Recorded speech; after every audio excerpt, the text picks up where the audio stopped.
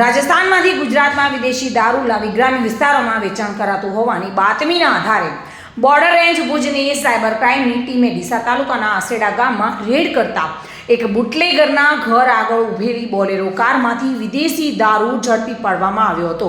જોકે બુટલેગર ફરાર થઈ ગયો હતો.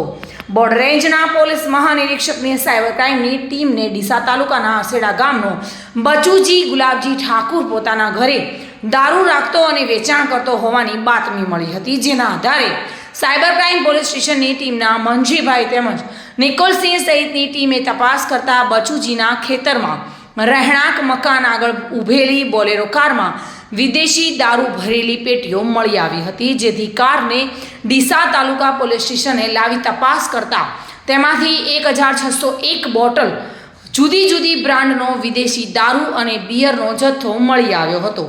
જોકે રેડ જોઈ બુટલેગર ફરાર થઈ ગયો હતો.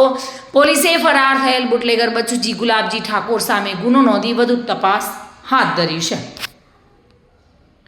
Bureau report, today Gujarati news.